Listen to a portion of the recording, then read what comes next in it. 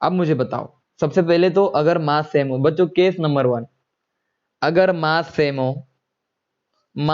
हो बच्चों, given mass same हो बट मॉलिक्यूल डिफरेंट हो, तो आपको क्या देखना है बोलो? आपको देखना है बच्चों 1 upon molar mass, number of molecules is inversely proportional to the molar mass. यानी कि बच्चों ध्यान से सुनना, मोलर मास कम, नंबर ऑफ मॉलिक्यूल ज्यादा, बात खत्म। दूसरी इंपॉर्टेंट बात, मैंने सीधी तरीका बता दिया, ये तो नंबर ऑफ मॉलिक्यूल्स हो गए, लेकिन नंबर ऑफ एटम कैसे निकाले सर? तो आपको पता है, जल्दी बताओ। Number of atom is equal to क्या आता है बच्चों, बोलो? Number of atom is equal to given mass upon molar mass मतलब देखो नंबर ऑफ एटम्स क्या आता है, देखो यहाँ पे मैं आपको फॉर्मूला बता देता हूँ। Number of moles into Avogadro's number into atomicity, into atomicity. अब बात समझो, इनटू एटोमिसिटी। तो अब मुझे बताओ, देखो ध्यान सुनना, मास देखो, इसको नंबर ऑफ मोल्स को मैं लिख सकता हूं given mass upon molar mass multiply by Avogadro number multiply by atomicity.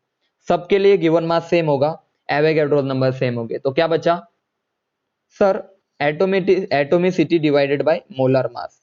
यानी कि सर नंबर ऑफ एटम्स के लिए हमें क्या चेक करना पड़ेगा, बोलो बच्चों? एटोमिसिटी, ऊपर एटोमिसिटी लिख देता हूं मैं, ठीक है ना? एटोमिसिटी और मोलर मास का जो रेशियो होगा बच्चों, ध्यान से सुनना, एटोमिसिटी और मोलर मास का जो रेशियो होगा, अगर ये रेशियो ज्यादा आया, रेशियो पर का टोटल रेशियो, अगर ये रेशियो ज्यादा आया तो नंबर ऑफ एटम भी क्या आएंगे बच्चों? ज्यादा, क्योंकि रेशियो हम दोनों का लेंगे ना, ये दोनों पे डिपेंड करता है, तो दोनों का रेशियो लो। जो रेशियो अगर ज्यादा आया दोनों का, तो नंबर ऑफ एटम ज्यादा आएंगे। मैं एग्जांपल ले लेता हूं तो आई थिंक ज्यादा क्लियर होगा, ठीक है ना? एग्जांपल से ध्यान देना, नंबर ऑफ मॉलिक्यूल्स आप समझ गए, लेकिन बात आती है नंबर ऑफ मोल्स, बताओ सॉरी नंबर ऑफ एटम कैसे निकाले सर? तो प्रॉब्लम आपके सामने है। देखो मेरे पास कोई अच्छा प्रॉब्लम है कि मैं देख लेता हूं। देखो बच्चों ध्यान से सुनना, 2 ग्राम H2O, ठीक है ना, 2 ग्राम CO2, बहुत अच्छी बात है सर। और बच्चों 2 ग्राम, ध्यान से सुनना, H2 और 2 ग्राम N2। अब सबका मोलर मास गिवन है बच्चों, इसका मोलर मास है 18, इसका मोलर मास है बच्चों 44, इसका मोलर मास आप सभी को पता है 28 होता है, सही है ना? सॉरी हाइड्रोजन का कितना होता है? 2 होता है ना। और आखिरी वाले का मोलर मास कितना आएगा बच्चों? 28। अब मेरी बात समझो, अब मेरी बात समझो, बहुत ध्यान से सुनो इस चीज को। आपसे नंबर ऑफ मॉलिक्यूल पूछे, सॉरी नंबर ऑफ एटम पूछे, तो नंबर ऑफ एटम्स किसके लिए? अगर मास सेम हो और मॉलिक्यूल अलग हो, और आपसे कोई पूछे नंबर ऑफ एटम बताओ, तो आपको क्या करना है? रेशियो लेना है, किसका? Atomicity divided by molar mass. तो देखो रेशियो लेके देखो, फर्स्ट केस नंबर फर्स्ट, बोलो H2 की एटोमिसिटी कितनी बच्चों? 3/18। देखो एटोमिसिटी डिवाइडेड बाय 18 कितना आ जाएगा? 1/6। इसको सॉल्व करो, 2 देखो इसका क्या आएगा? एटोमिसिटी कितनी? 2 और 1 3, सो 3/44 कितना आएगा बच्चों? यार सॉल्व करके देखो, ठीक है ना? बोलो 1 बाय कितना आएगा? 1/11 के आसपास आ जाएगा, 11-12 के आसपास। इसको सॉल्व करो। सर एटोमिसिटी 2 है, तो एटोमिसिटी अगर 2 है तो 2 को डिवाइड कर दो किससे? मोलर मास 2 है, 2 से, तो आंसर आ जाएगा 1। लास्ट देखो, सर इसके एटोमिसिटी तो 2 है, तो 2 को डिवाइड कर दो मोलर मास से, तो क्या आ जाएगा? Atomicity divided by molar mass, तो कितना आ जाएगा? 1/14। सही है ना बच्चों? तो बताओ सबसे ज्यादा वैल्यू कौन सी है? सबसे ज्यादा वैल्यू कौन सी है? 1/6, 1 के 6 टुकड़े, या 1 के 11 टुकड़े, या 1 के 14 टुकड़े, या 1? बोलो सबसे ज्यादा कौन है इनमें? बोलो सबके सब, सबसे ज्यादा कौन है रे? बोलो जल्दी, बोलो बच्चों, आप बोलोगे सबसे ज्यादा है सर 1। अगर 1 सबसे ज्यादा है बच्चों, तो याद रखना सबसे ज्यादा नंबर ऑफ मॉलिक्यूल्स किस में हो गए? 2 ग्राम ऑफ H2O में। रेशियो जितना ज्यादा, नंबर ऑफ एटम्स, हाँ, नंबर ऑफ एटम उतना ज्यादा। मैं लास्ट दो क्वेश्चन, एक छोटा सा क्वेश्चन डिस्कस कर लेता हूँ, तो जिन बच्चों को अभी तक क्लियर नहीं हुआ उन बच्चों का भी क्लियर हो जाएगा, ठीक है ना बच्चों। देखो अभी ध्यान से सुनना, बहुत ज्यादा इंपॉर्टेंट बात कर रहा हूँ मैं वापस से बता रहा हूँ, यहाँ से आपके एग्जाम में क्वेश्चन आते हैं, ठीक है ना। वापस से सुनो, यहाँ से आपके एग्जाम में क्वेश्चन आते हैं, इसलिए देखो 36 ग्राम, 36 ग्राम ऑफ कार्बन, सही है ना। और आगे लिख दूं मैं बच्चों 36 gram of nitrogen, N2, N2 लिख देता हूं, N2 बिल्कुल सही। और आपसे पूछे नंबर ऑफ मॉलिक्यूल्स किस में ज्यादा है, तो आप बोलोगे सर सिंपल है, अगर मास सेम है और एटम ज्यादा, यहाँ पे मैं CO लिख देता हूँ, कार्बन मोनोऑक्साइड, CO, हाँ CO लिख देता हूँ बिल्कुल। मुझे बताओ बच्चों, मॉलिक्यूल्स पूछे, नंबर ऑफ मॉलिक्यूल्स, तो मॉलिक्यूल कैसे निकालोगे आप सबके सब, बोलो। नंबर ऑफ मॉलिक्यूल्स आपका आ जाएगा 1 अपॉन मोलार मास, सही है ना। तो बोलो मोलार मास किसका, अब मोलार मास बता देता हूं कार्बन मोनोऑक्साइड का। देखो 12 + 16 कितना, बोलो बच्चों 28, ठीक है ना। यहाँ पे लिख दो मोलार मास होता है 28, इसका मोलार मास लिख देता हूं मैं, आपको गिवन होगा। इसका मोलार मास होता है बच्चों 28, और इसका मोलार मास कितना होता है बताओ, N2 का भी मोलार मास कितना होता है बच्चों 28 होता है। तो अब मुझे बताओ दोनों में नंबर ऑफ मॉलिक्यूल्स किसके सेम, मतलब सेम हो गए या अलग हो गए, बताओ सबके सब। अरे सर मोलार मास दोनों का सेम है, तो नंबर ऑफ मॉलिक्यूल्स भी दोनों में क्या हो गए, मैसेज करके बताओ, जल्दी बताओ। दोनों में नंबर ऑफ मॉलिक्यूल्स क्या हो गए बच्चों, सेम हो गए। समझे या नहीं समझे, ये वाला क्वेश्चन आपके एग्जाम में आ सकता है। 36 ग्राम ऑफ CO और 36 ग्राम ऑफ N2, दोनों का मोलर मास 28 होता है। लेकिन अगर क्वेश्चन को थोड़ा चेंज कर दूं मैं, और अगर यहाँ पे CO2 लिख दूं, CO2 लिख दूं, तो अब आ जाएगा 44, इसका मोलर मास 44 आ जाएगा और इसका मोलर मास 28 है। अब मुझे बताओ 36 ग्राम ऑफ नाइट्रोजन ज्यादा है या 36 ग्राम ऑफ CO2, तो आप बोलोगे सर जिसका मोलर मास कम उसके नंबर ऑफ मॉलिक्यूल ज्यादा। तो किसका मोलर मास कम है, तो आप बोलोगे सर इसके मोलर मास कम है, नाइट्रोजन के मोलर मास कम है। तो नाइट्रोजन के मॉलिक्यूल क्या होगे, नंबर ऑफ मॉलिक्यूल्स क्या होगे बताओ, ज्यादा होगे CO2 के मॉलिक्यूल से। मैसेज करके बताओ ये वाली प्रॉब्लम आप सभी बच्चों को क्लियर है, यस और नो, बोलो जल्दी, एकदम मस्त बताओ, इज इट क्लियर और नॉट, बोलो।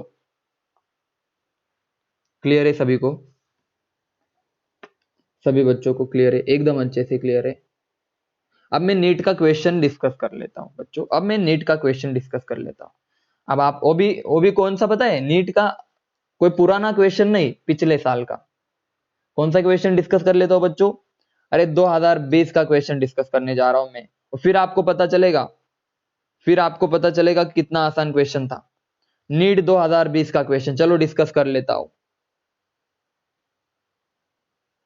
और अब आएगा ना मजा। सबसे पहला तो उन्होंने गिवन है 1 ग्राम Ag, 1 ग्राम Ag, भाई मजा आ जाएगा आपको। दूसरा इसका एटॉमिक मास गिवन है बच्चों, इसका मास जो होता है ना एटॉमिक मास, या फिर मैं यहाँ पे लिख दूं एटॉमिक मास यानी मोलार मास है, हम समझ सकते हैं इसको, 108 ग्राम में गिवन है, ये मोलार मास है इस सिल्वर का। दूसरा 1 ग्राम ऑक्सीजन है, एटॉमिक मास आप सभी को पता है कितना, इसका मास कितना होगा बोलो, मोलार मास, यहाँ पे M लिख देता हूं, 1 मिनट, हाँ बस 1 सेकंड रुक जाओ। हाँ। बोलो ऑक्सीजन का मोलर मास कितना होता है, सबके सब बताओ यार, बोलो रे, बोलो रे सबके सब, 32 ग्राम। अब याद होने चाहिए आप सभी को मोलर मास। उसके बाद मैग्नीशियम गिवन है, 1 ग्राम मैग्नीशियम, मैग्नीशियम का मोलर मास होता है बच्चों, मैं लिख दूं यहाँ पे 24 होता है, बहुत अच्छी बात है। और आखिरी वाला गिवन है, क्या गिवन है, 1 ग्राम लिथियम, और आप सभी को मैंने लिख के दिया है लिथियम का होता है 7, ठीक है ना। 1 ग्राम लिथियम, और लिथियम का जो मोलर मास होता है बच्चों 7 होता है। और आपसे पूछा, अरे भाई आपसे क्या पूछा, आपको पूछा नंबर ऑफ एटम्स बताइए, क्या बताइए बोलो बच्चों, क्या बताइए, number of atoms. Sir mass same है, मास सेम है, लेकिन ये अलग है, तो नंबर ऑफ, आप मुझे बताओ इसकी एटोमिसिटी कितनी है, बोलो।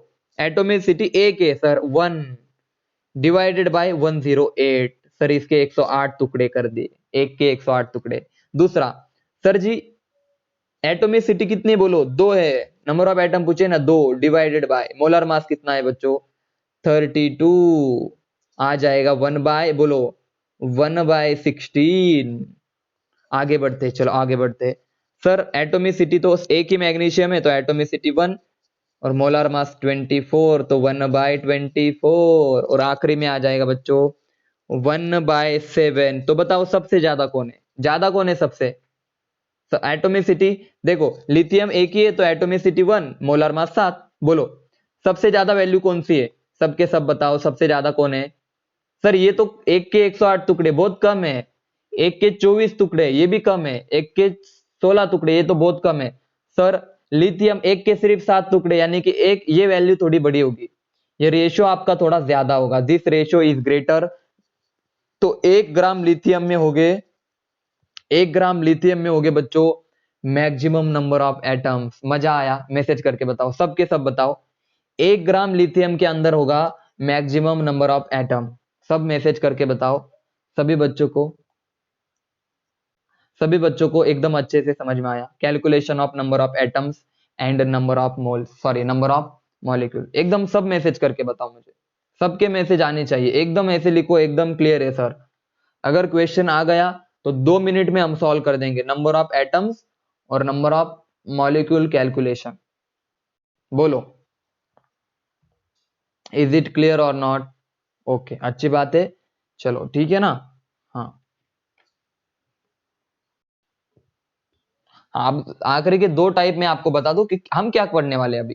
नेक्स्ट केस में क्या कर दूंगा पता है बच्चों देखो अब मजा देखो क्योंकि अब नेक्स्ट केस थोड़ा सा ये बहुत सिंपल लग रहा था ना आपको। ये केस नंबर 1 था यहां से तो क्वेश्चन आते हैं इंपॉर्टेंट है। लेकिन केस नंबर 2 क्या होगा देखो। अब केस नंबर 2 में इंटरेस्टिंग बात आपको कल पढ़ेंगे। केस नंबर 2 और 3 कल पढ़ेंगे ठीक है ना बच्चों। जानबूझ के कल पढ़ेंगे क्योंकि लेंदी है ठीक है ना। इसके बाद का केस होगा सर मास डिफरेंट होगा लेकिन बच्चों मॉलिक्यूल सेम हो गए यानी कि क्या सर देखो 2 ग्राम H2O 5 ग्राम H2O 7 ग्राम H2O। और आपसे पूछेंगे आप खुद कॉमन सेंस से बताओ किसमें वाटर मॉलिक्यूल ज्यादा है। बोलो बच्चों कॉमन सेंस एकदम कॉमन सेंस 2 ग्राम 5 ग्राम 7 ग्राम इनमें बताओ वाटर मॉलिक्यूल कहां पे ज्यादा होंगे नंबर ऑफ। तो बहुत अच्छी बात है 7 ग्राम सबको आता है। लेकिन क्या आपको लगता है इतने आसान क्वेश्चन वो देगा नहीं देगा। वो क्या देगा पता है आपको वो देगा 200 ग्राम H2O। और सुनो बात सुनो 220 लीटर H2O। अब मजा आएगा ना आपको। सर ये तो कमाल हो गया सर इसने तो लीटर में दे दिया ये तो ग्राम में दे दिया। अब क्या करें दिमाग चलना बंद हो गया। और अब बताओ किसमें कम किसमें ज्यादा। तो अब आपको प्रॉब्लम आनी शुरू होगी वो कल सॉल्व करेंगे हम ठीक है ना। दूसरी बात यानी कि इसका मतलब समझ में आया सभी को मास डिफरेंट और मॉलिक्यूल सेम। केस नंबर 3 सबसे टफ यहां से क्वेश्चन नहीं आते लेकिन फिर भी मैं बता दूं मास भी डिफरेंट होगा और मॉलिक्यूल भी डिफरेंट। ये केसेस भी हम हैंडल करना सीखेंगे कि सर ऐसे टाइप के क्वेश्चन कैसे सॉल्व करें। देखो मास डिफरेंट यानी कि 20 ग्राम H2O और सुनना 20 यहां पे 20 नहीं अब 18 17 लिख देता हूं 17 ग्राम अमोनिया। अरे सर यहां पे तो अलग ही चीज है मास भी अलग है और मॉलिक्यूल भी अलग है। अब बताओ दोनों में किसके नंबर ऑफ एटम ज्यादा। तो आप समझ में आया किस तरह के क्वेश्चन बनेंगे। देखो अब मैं तीनों को एक साइड पे लिख देता हूं और आपको पढ़ाई करते समय बिल्कुल इस तरह से करना है ठीक है ना। सबसे पहला केस कौन सा था बच्चों नंबर ऑफ एटम्स और नंबर ऑफ मॉलिक्यूल्स कैलकुलेट करने के लिए हमने 3 केस पढ़े। केस नंबर 1 कौन सा पढ़ा मतलब पढ़ने वाले दो देखो मास सेम और मॉलिक्यूल अलग। केस नंबर 2 मास अलग और मॉलिक्यूल सेम। केस नंबर 3 कौन सा पढ़ेंगे बच्चों मास भी दोनों का अलग है और दोनों मॉलिक्यूल भी अलग है। ये 2 केस सिंपल है। यहां से क्वेश्चन आते हैं 2% चांस है 2% नहीं भाई इन तीनों में अगर मैं परसेंटेज बांट दूं तो यहां से क्वेश्चन आते हैं 30% चांस है। यहां से 5%, और यहां से बच्चों रिमेनिंग कितने बचे? 65% चांस है कि यहां से क्वेश्चन आई, जो कि आज कवर हो चुका है, ठीक है ना। और मैं गारंटी देता हूं 2022 को, 21 को भी आ सकता है, 22 को यहां से क्वेश्चन आने के चांसेस बहुत ज्यादा। ये अच्छे से कर लेना, आज जो पढ़ाया उसको बहुत 2-3 बार प्रैक्टिस कर लेना। चलो अब मुझे बताओ, सबको नंबर ऑफ एटम्स और नंबर ऑफ मॉलिक्यूल्स क्लियर है? तो हम कल मिलेंगे, ठीक है ना बच्चों।